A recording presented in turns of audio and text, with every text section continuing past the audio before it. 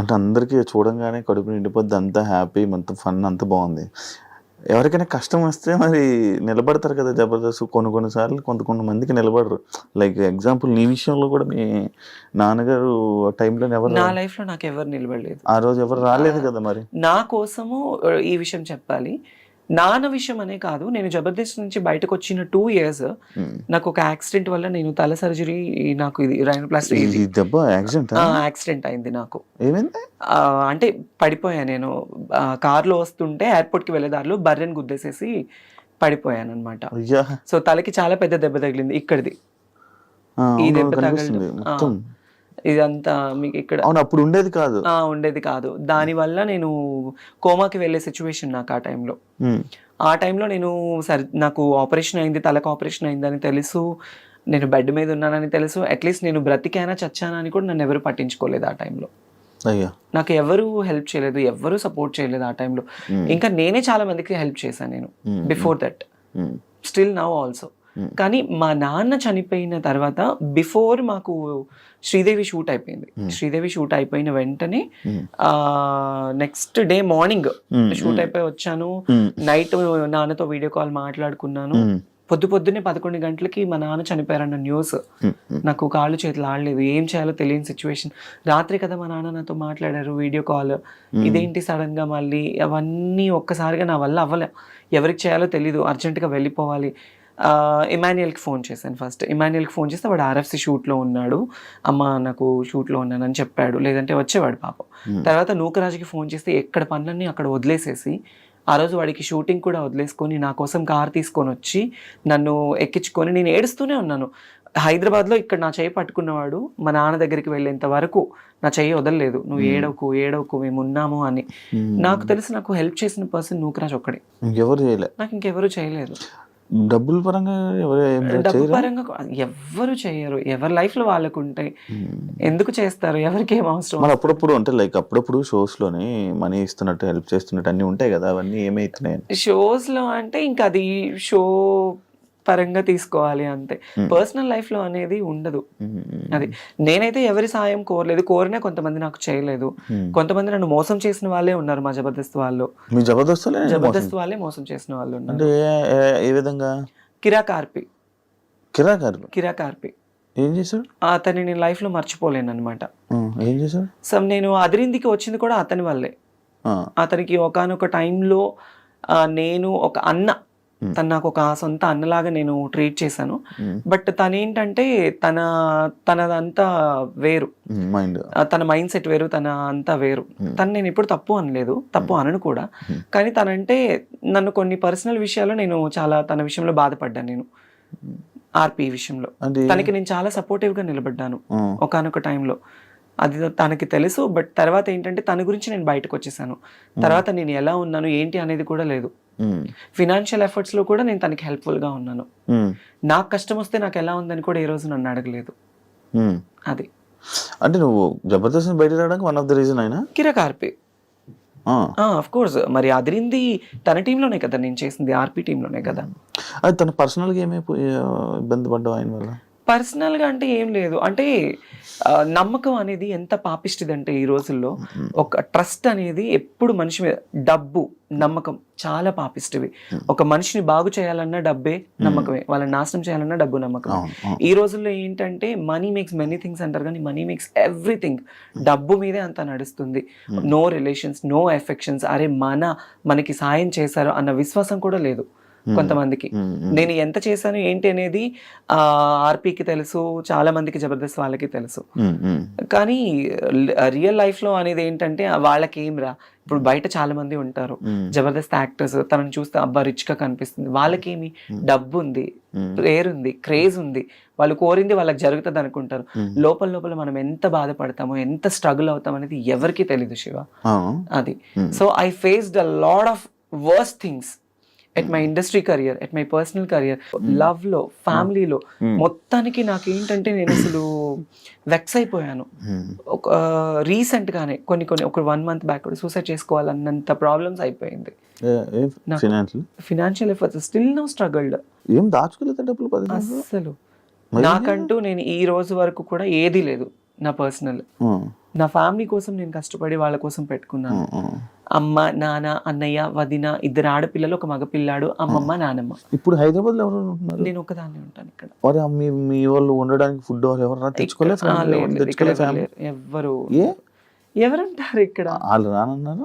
అట్లా అని కాదు, వాళ్ళకి మా ఇంట్లో గుంటూరులో అమ్మ వాళ్ళ ఫ్యామిలీ ఏంటంటే ఎప్పుడైనా పిల్లలకి సమ్మర్ హాలిడేస్ అప్పుడు ఒకసారి, అంటే ఇప్పటి వరకు ఒక్కసారి వచ్చేళ్ళారు హైదరాబాద్ కి. నేనే వెళ్తూ ఉంటాను, నేనే వెళ్ళి వాళ్ళకి అన్ని చూసుకొని వస్తూ ఉంటాను అనమాట. వాళ్ళకి ఇంట్లో పనులు ఉంటాయి, వాళ్ళకి హెల్త్ బాగోదు, అమ్మకి సక్రమంగా హెల్త్ బాగోదు. నానమ్మ, అమ్మమ్మ ఇద్దరు ఓల్డ్ అయిపోయారు. రీసెంట్లీ నాన్న ఎక్స్పైర్డ్ తో అమ్మ ఇంకా డల్ అయిపోయింది. సో అమ్మని ఎందుకు అక్కడ ఉంచానంటే పిల్లలతో ఉంటే కాస్త ఆవిడ మైండ్ డైవర్ట్ అయిపోతుంది, కాస్త హెల్తీగా ఉంటుంది అని చెప్పేసి అక్కడే. ఎప్పుడైనా నేను పిలిచి, నేనే ఎక్కువ వెళ్తూ ఉంటాను కదా, నేను రండి అంటే వస్తారు, వచ్చి ఉండి వెళ్తారు. పెళ్లి ఎప్పుడు చేసుకుంటున్నా? పిల్లోడిని చూడాలన్నా నేను రెడీ చేసుకుంటాను. మా ఇంటికి సంబంధాలు కూడా వచ్చాయి. కాదు, ఇలాంటివన్నీ జరుగుతున్నాయి కదా, మళ్ళీ అలా నా లైఫ్ భయం లేదా? నా లైఫ్ లో నేను మళ్ళీ తెలిసి నేను ఆ తప్పు చేయలేను. తెలిసి నేను ఆ తప్పు చేయలేను. అది నేను స్కూల్కి వెళ్ళే టైంలో ఒక ముస్లిమ్స్ అబ్బాయిని లవ్ చేశాను. పేరు చెప్పను, లవ్ చేశాను. తను కూడా నన్ను డైలీ సైకిల్ మీద వచ్చి నాకు చాక్లెట్ ఇచ్చి ఇంటి దగ్గర వదిలిపెట్టి వెళ్ళేవాడు. అలా అలా అలా అలా బాగా డీప్ అయిపోయింది. అప్పట్లో చాక్లెట్లు ఇస్తే పడిపోయేవాళ్ళ మీరంతా? అంటే నేనైతే పడిపోయా.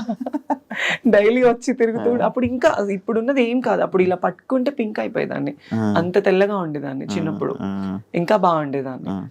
అప్పుడు తన వల్ల ఏంటంటే తను వయసు పెరిగింది, 5 ఏళ్ళు బాగా డీప్ లవ్ లో ఉన్నాము. అంటే అప్పుడు ప్రేమ, పెళ్లిళ్ళు ఏమి తెలిసేది కాదు.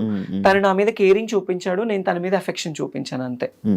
అట్లా అట్లా అట్లా దగ్గర అయిపోయి నేను చెప్పాను తనకి, ఇది కాదు, నువ్వు మంచిగా సంపాదించి నువ్వు ఒక పొజిషన్ లో ఉండి నువ్వు 2 కార్లు కొని ఇల్లు కడితే నేను అప్పుడు నిన్ను పెళ్లి చేసుకుందాం మన ఇద్దరం అని చెప్పేది.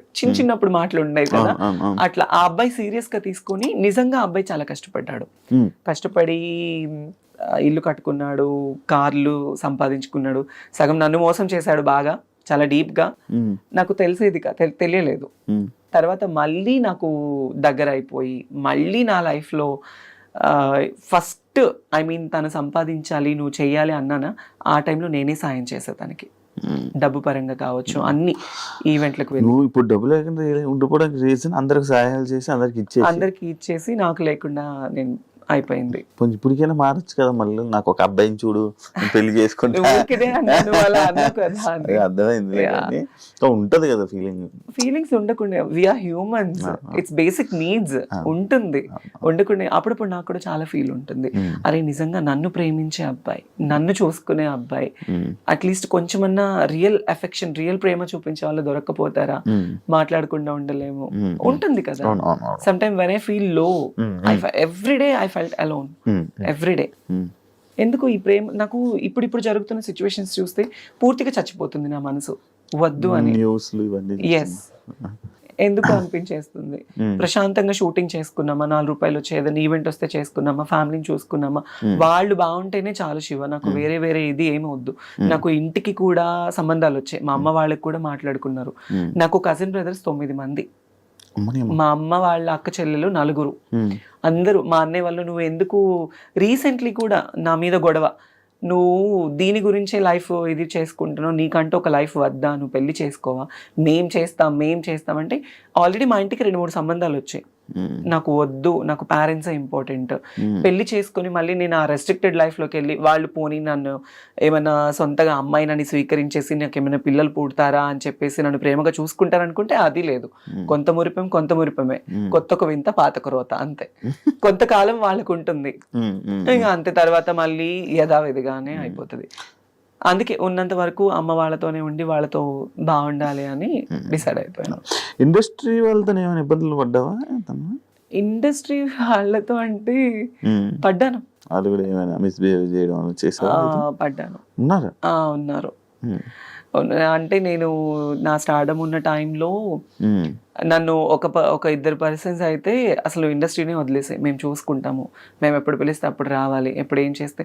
నేను కొన్ని తప్పులు చేశాను, ఎందుకంటే నేను ఒప్పుకుంటాను. ఎలాంటి తప్పులు అంటే, మా నాన్న ఆ టైంలో బాగాలేని టైంలో, అతని హెల్త్ కండిషన్ బాగాలేని టైంలో చేతిలో రూపాయి లేదు. వేరే ఇండస్ట్రీ పర్సన్స్ నాకు నేను హెల్ప్ చేస్తాను అది ఇది అనడం వల్ల నేను తల వంచుకోవాల్సి వచ్చింది. కానీ అదే నాకు చాలా ప్రాబ్లం కూడా అయింది ఆ టైంలో. నువ్వు నాతోనే ఉండాలి, నన్ను కొట్టడము, నన్ను తిట్టడము, పర్సనల్లీ ఫోన్లో హెరాస్మెంట్ చేయడము చాలా జరిగాయి. కానీ అది బయట చెప్పుకుంటే మా అమ్మ వాళ్ళు బాధపడతారు. ఈవెన్ నా ట్రాన్స్ఫర్మేషన్ టైంలో కూడా మా అమ్మ వాళ్ళకి ఏది తెలీదు, వాళ్ళు ఎక్కడ బాధపడతారు చెప్తే. మా అమ్మ చచ్చిపోయేది నా ట్రాన్స్ఫర్మేషన్ గురించి తెలిసి. ఎందుకు వాళ్ళ పేరెంట్స్ని ఇబ్బంది పెట్టకూడదు. షూటింగ్లో ఉన్నానమ్మా, నేను పలానా షూట్లో ఉన్నాను, పలానా ఊర్లో ఉన్నాను, ఇప్పుడు మాట్లాడలేను అని కవర్ చేసుకునేదాన్ని వాళ్ళకి చెప్పకుండా. వాళ్ళు ఎవరైతే నేను ఇబ్బంది పెట్టారు ఇండస్ట్రీ వాళ్ళే, ఇండస్ట్రీలోనే ఒక మంచి పెద్ద హోదాలో ఉన్న వాళ్ళే నాతో ఉండు అని. అంటే అప్పుడు అంటే నీకు డబ్బు కావాలని చెప్పి వాళ్ళతో ఉన్నావు అంతే. దానివల్ల ఇలా చాలా ప్రాబ్లమ్స్. బెదిరించారా? బెదిరించారు, కొట్టారు, నన్ను చేసుకున్నారు. ఇండస్ట్రీలోనే లేకుండా ఆ సగం ఆ భయంతోనే ఒక 2 ఏళ్ళు నేను చాలా దూరంగా ఉన్నాను. అదే నేను ఎప్పుడో అడిగిన క్వశ్చన్ కి, అంటే ఇంటర్వ్యూ స్టార్టింగ్ లో అడిగిన క్వశ్చన్ కి ఆన్సర్లు ఇప్పుడు ఇచ్చావు. అవును, చాలా ప్రాబ్లమ్స్ ఫేస్ చేస్తున్నావు. అవును. ఇప్పుడు అంతా క్లియరా? ఇప్పుడు నాకు ఏ లవ్ లేదు, ఏ రిలేషన్స్ లేవు, ఏ ఎఫెక్షన్స్ లేవు, ఏ పర్సనల్ అవగేషన్స్ లేవు. నా మైండ్ లో ఉన్నదల్లా నేను బ్రతికున్నంత కాలం నా పేరెంట్స్ ని చూసుకోవాలి, వాళ్ళకి నేను తప్ప ఎవరు లేరు. నేను ఈ రోజు ఇలా ఉన్నాను, ఈ రోజు ఇట్లా ఉన్నాను అంటే మా అన్నయ్య కారణం. వాడు ఒక హీరో లాగా మా ఇంట్లో ఎంతో కష్టపడ్డాడు నా కోసం, చాలా అంటే చాలా. వాడి లైఫ్ మొత్తం కేవలం నా కోసం, మా అమ్మ కోసం సాక్రిఫైస్ చేసుకున్నాడు. బేసిక్లీ నేను ఎప్పుడు మా అన్నయ్య గురించి కానీ మా ఫ్యామిలీ గురించి నేను ఎప్పుడు చెప్పలేదు బయట. మా నాన్న అంటే నాకు చాలా ఇష్టం, తండ్రి ప్రేమ నేను ఎప్పుడు లేదు. వాడే నాకు తండ్రి అయ్యి నాకు ఎంతో ప్రేమనిచ్చి, నాకు తినబెట్టి, నాకు లేకపోయినా మా తమ్ముడికి ఉండాలని చెప్పి కొత్త బట్టలు, నాకు స్కూల్కి వెళ్ళి ఫీజు, వాడికి చేతులు ఇవన్నీ బొక్కలు పడేవి తెలుసా. స్కూల్కి వెళ్ళి సిమెంట్ పని చేసి చేతికి కాళ్ళకి, నాకు పొద్దున్నే మంచి టిఫిన్, నాకు వాడు టిఫిన్ పెట్టి వాడు తినకుండా వెళ్ళిపోయేవాడు. అది నాకు తెలిసేది కాదు ఆ వయసులో. ఈరోజు మా అన్నయ్య అనేవాడు లేకపోతే నేను అనేది లేదు. మీ అన్నయ్యకి ఇప్పుడు కోపం ఉందా నువ్వు మారేవు ఇలా అని? కోపం అంటే ఉంటది కానీ బయటపడ్డు, ఎప్పుడు బయటపడ్డు. మంచిగుంటున్నాడా? ఉంటాడు, మంచిగానే ఉంటాడు. ఇంటికి వెళ్ళినప్పుడు అంటే ఎక్కువ నేనే మాట్లాడి ధైర్యం చేయను. ఎప్పుడు నేను ఫ్యామిలీ ఫంక్షన్స్ కి వెళ్ళాలన్నా నాకు ఒక బాధ ఉంటుంది.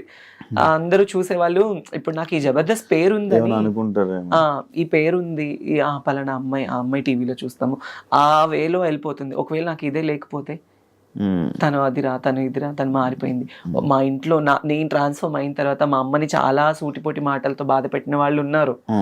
చాలా మా అమ్మ వాళ్ళు బాధపడకూడదు నా వల్ల. నేనున్న ప్రొఫెషన్ లో మా అమ్మ వాళ్ళు గర్వంగా ఉండాలి అనుకున్నాను. అట్లీస్ట్ సరైన చీర కట్టుకోవడానికి లేకపోతే మా అమ్మకి సొంత వాళ్ళే ఇవ్వలేని పరిస్థితుల్లో నేను అవన్నీ నా మైండ్ లో ఉండేవి. ఎలా ఏంటి మా ఫ్యామిలీని ఎలా చూసుకోవాలని నేను కష్టపడ్డాను. నా లైఫ్ లో నేను కష్టం తప్ప నేను సుఖాన్ని చూడలేదు.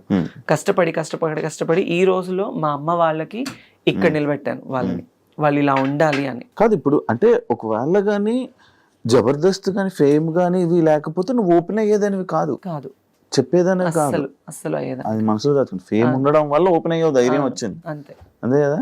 అంతే. మరి ఎన్ని సంవత్సరాలు చేస్తావా చెప్పుకోవడం అంటే నేను ఆల్రెడీ సుమాగరి షోలో ఓపెన్ అయిపోయాను. క్యాష్ ఎపిసోడ్ లో మా అమ్మని తీసుకొని వెళ్ళినప్పుడు నేను ఓపెన్ అయిపోయాను, అప్పుడే చెప్పేశాను. తర్వాత నాకు పెద్ద షోస్ లో ఛాన్స్ వచ్చింది, నేను అవుదాం అనుకున్నా. కానీ పర్సనల్ లైఫ్ ని బయట వేయడం నాకు ఇష్టం లేదు. నాకు సెక్యూర్డ్ గా ఉండాలి, ఫ్యామిలీని చూసుకోవాలి, వాళ్ళతో ఉండాలి. ఇంతే, నేను వేరే వాటిల్లో వెళ్ళలేను. వెళ్ళినా యాక్సెప్టెన్స్ ఉండదు, ఎక్కడికి వెళ్ళినా చీటింగ్. నన్ను లిటరల్లీ నా ఫ్రెండ్స్ బాగా చీట్ చేశారు, నమ్మిన వాళ్ళు చీట్ చేశారు, ఫ్యామిలీ చీట్ చేశారు, ఇండస్ట్రీ వాళ్ళు చీట్ చేశారు. ఏ రోజు ఒక్కళ్ళు కూడా మేమున్నాము అన్న వాళ్ళు లేరు నాకు. దాన్ని నేను అసలు బాగా తీసేసుకొని ఈ మధ్య అసలు ఉండలేకపోతున్నాను. చాలా అంటే చాలా ప్రాబ్లం అయిపోతుంది, అస్సలు కంట్రోల్నెస్ ఉండట్లేదు. కొన్ని వాటికి అడిక్ట్ అయిపోతున్నా నేను బాగా. అవ్వట్లేదు నాకు, నేను ఇంటికి వెళ్ళాలన్నా వెళ్ళలేకపోతున్నాను, ఫ్యామిలీతో కొంచెం మనశ్శాంతిగా మాట్లాడాలన్నా మాట్లాడలేకపోతున్నాను. నా ప్రాబ్లం ఇది అని చెప్పడానికి కూడా లేదు. నన్ను చూసుకునే పర్సన్స్ లేరు. Everybody wants my money and my body and my fame, అంతే. They don't need any affections. అరే వాళ్ళకి ఒక మనసు ఉంటుంది అనేది కూడా ఎవరు లేరు. ఇప్పుడు చాలా మంది అనుకోవచ్చు, నీకేమి బయట షోస్ చేస్తున్నావు, తిరుగుతున్నావు, నీకు చాలా మంది ఫాలోయింగ్. అఫ్ కోర్స్ నాకు ఫాలోయింగ్ ఉంది, నాకు ప్రపోజ్ చేసిన వాళ్ళు ఉన్నారు, నాకు వెంట తిరిగిన వాళ్ళు ఉన్నారు. వాళ్ళు ఏ రోజు వచ్చి మనకు ఒక ముద్ద అన్నం పెట్టరే, మన ఫ్యామిలీని చూసుకోరే. సో వద్దు, ఇక ఇప్పటి వరకు పడింది చాలు. ఇప్పటి నుంచి అన్నా కొద్ది గొప్ప ఫ్యామిలీని చూసుకోవాలి. ఈ లవ్కి కానీ నేనైతే ఒక మాట అందరికీ చెప్పాలనుకుంటున్నాను, లవ్ అనేది చాలా ట్రాష్ ఈ రోజుల్లో. తెలిసి వాళ్ళ దగ్గరికి వెళ్ళి వాళ్ళ ప్రేమని మనం తీసుకొని డబ్బు పరంగా మోసపోయి మన ప్రాణాలు పోగొట్టుకొని అంత అవసరం లేదు. మంచోళ్ళు చెడ్డోళ్ళు మన కన్నా తల్లిదండ్రులే బెటర్. ఎందుకంటే కడుపులో నుంచి వచ్చిన బిడ్డని పోగొట్టుకోలేరు కదా ఎవరు. అది మన దగ్గర ఉన్నా లేకపోయినా చచ్చిపోతే పారేస్తారు వాళ్ళు, బయట వాళ్ళు ఎవరు పారేరు. కానీ తల్లిదండ్రులే అరే నా బిడ్డ అన్న ఒక ఇదితో పారేస్తారు, బయట వాళ్ళు ఎవరు పారేరు. తెలియని ఈ టైంలో ఈ లవ్ అఫెక్షన్స్ కి దగ్గరైపోయి లైఫ్ ని పాడు చేసుకోవద్దు ఎవరు.